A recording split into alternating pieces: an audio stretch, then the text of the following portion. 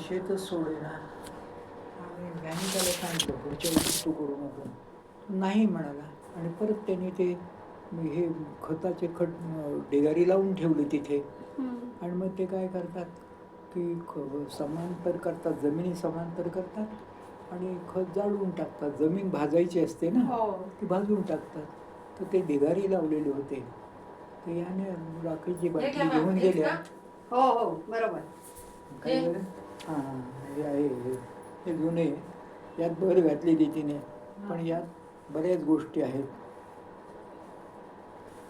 असं ते पुस्तक. यात कोकणातल्या खूप गोष्टी आहेत ते पण यात बाकी कोणाचं नाही. मग याचं शीर्षक ते. आणि मी पाहिल्यावर लोक म्हणतात तुझ्याबद्दल लिहिलं, माझ्याबद्दल काही नाही आहे. माझं नाव सुद्धा नाही आहे तिथे. असं अजून एक आहे पुढे. त्याने त्या दिवशी संध्याकाळी त्या तिथे गेल्या. बोर्डिंगच्या मुलं घेतले आता 2 आणि सगळ्या ढिगाऱ्यावर थोडं थोडं राखलं पेटवून दिलं. तो शेतकरी धावत आला. समोरच राहत होता अर्ध्या फरलांवर. हे म्हातारे काय करते वगैरे. तो हे कोयता घेऊन आला. मी आता तुझं खून पाडतो. हे उभे राहिले. पाड म्हणे. अगदी शांत म्हणे. पाड म्हणाले. माझं काही नाही. हे शेत तुला मी यावेळेला करू देणार नाही हे ठरलेलं. आता झालं म्हणे. माझं हे तर पूर्ण झालं. कारण काय आता एकदा झालं की संपलं ना. परत ते जळण करून करणार काय करणार. तर ते आणि खूप तो बोलला वगैरे. त्या काही हटल्या नाहीत. निघून आले. आणि ते आहे यात शेवटी कुठेतरी. त्या दिवशी आम्ही तिथे होतो सगळेजण. अनेक अशा त्यांच्या कायमच सही करायच्या. म्हणजे कोर्टाची तारीख असली की सगळं. आता आम्ही तिथे असायचो कधी कधी. ते सगळ्यांची जेवढं झाली की मग त्या खाली जायच्या. तिथे दप्तर असायचं खालच्या खोलीत सगळे त्यांचं. ते सगळं काढून ठेवायच्या. ते काम चालायचं 10-11 वाजेपर्यंत. हे हे हे हे हे हे पुस्तक आहे. हे घेऊन जा. हे छान पुस्तक आहे. त्यांनीच वाचत होते. हो का.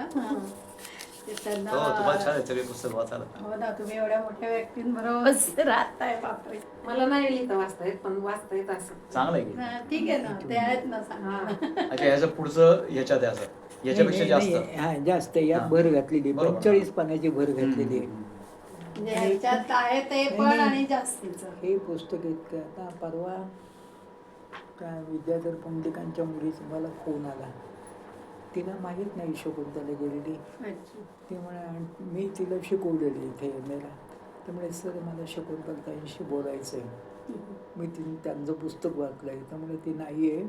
ती 20 सालीच गेली वगैरे. तिला फार वाईट वाटलं. आणि म्हणे काय सुरेख लिहिलेलं पुस्तक आहे. आणि ती मंगला गोडबोले ना.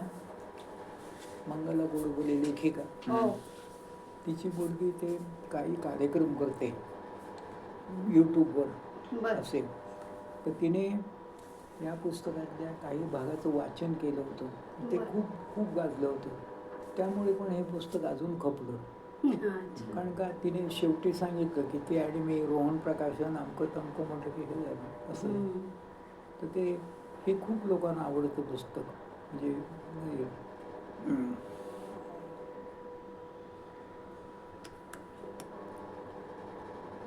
काय आता म्हणजे दाखवत होते. म्हणजे माझे